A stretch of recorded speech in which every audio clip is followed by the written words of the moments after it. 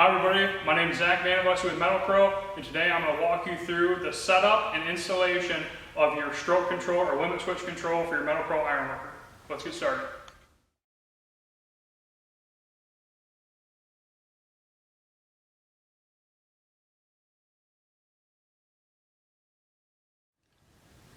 So you're going to take this bracket that comes with it, you're going to slide it on the end here, and then make sure this is flush with the edge. Then you're going to take an Allen wrench and tighten both sides of these down. Make sure this is nice and secure. And this bracket is going to be flush with the edge of that frame. Okay, so these are the parts that hold the sensor on here. I've got this one on already, but I'm going to show you how to do this other one. So you're going to take this nut, thread this on.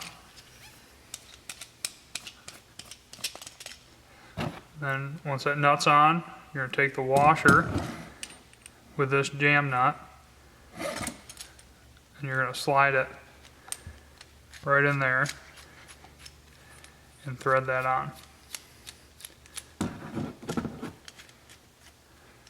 Okay, so now we have the brackets on here. We're going to put the threaded rod onto the base plate. You can either put it in this back hole or the front hole depending on where you want your sensors on. But we're going to take this threaded rod, thread it into here, and it's going to go down until it hits that frame. So you just thread these on, and then make sure these sensors stay loose so you're not hitting that arm.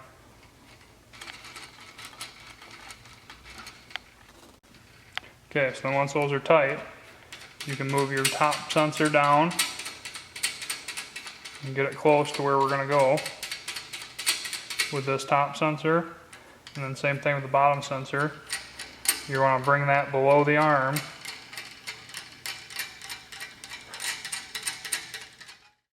Put this hole there.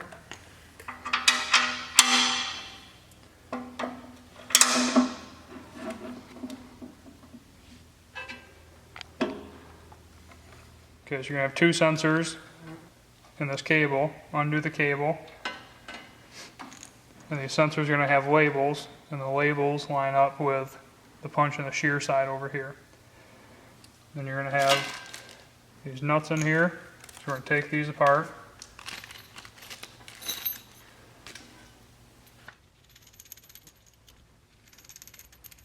Now these labels will be tied to whether it's punch or shear, depending on what you need to do. So then these we're going to put in to here. You want to make sure your cord goes underneath. Next, you're going to want to mount each sensor in their sensor bracket. By doing so, you're going to slide the sensor through the sensor bracket hole and use the second lock nuts provided. You want to make sure that there's enough thread sticking out the front of these to get a good grip with that front lock nut. It's very important that you get these tight and that the sensor is secure and mounted tightly inside that sensor bracket.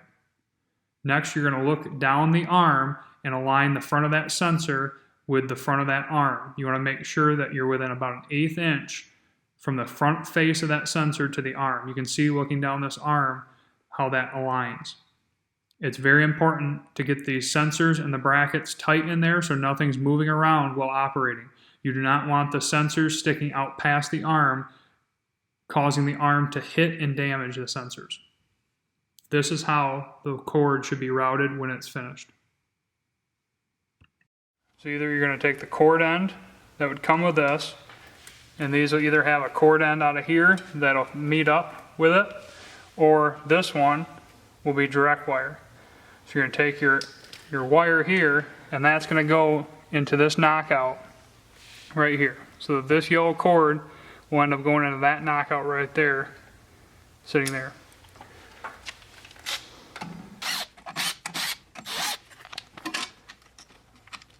Okay, so that's there. We're going to push this out.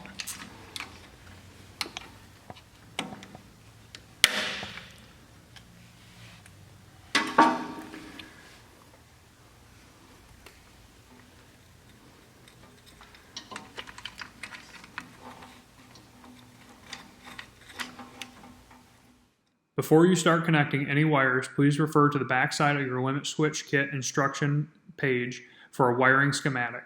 If you have any questions, please reach out to Metalpro Corporation directly, and we'd be happy to walk through any questions you have. The first wire you're going to start with is the gray wire. This is a spare wire. Please use the wire nut provided in your parts bag to cap that off. The next wire you're going to grab is the black wire. That's going to go into the wire nut bundle that includes the white and orange wire from the existing foot switch. The next wire is going to be the white wire. That's going to go into the wire nut bundle that includes the white wires from the motor solenoid. After adding each wire to these wire nuts, please confirm that all wires are tightly secured and no wire is going to easily pull out of each wire nut connection.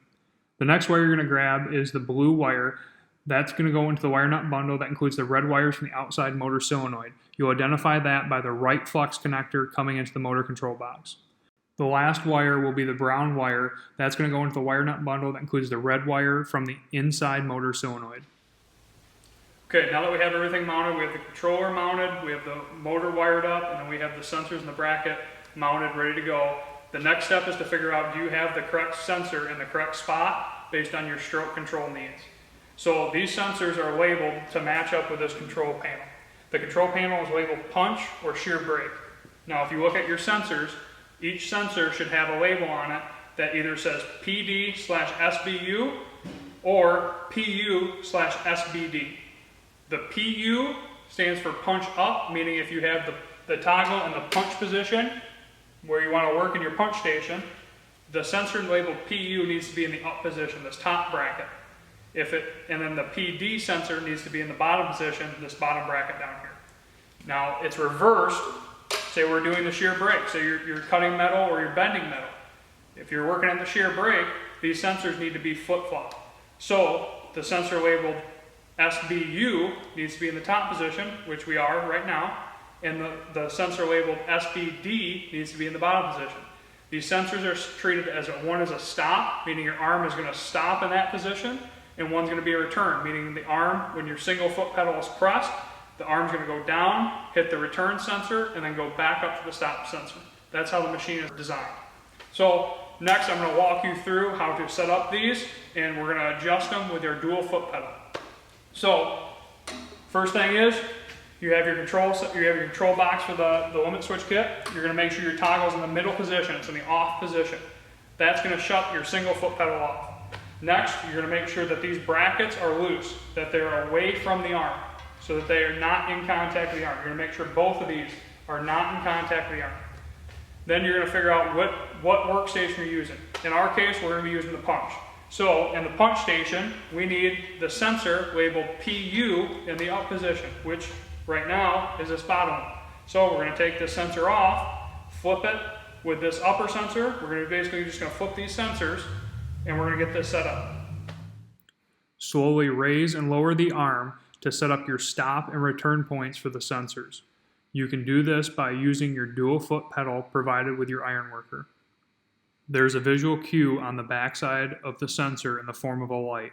This light will indicate when the sensor is in contact with the arm.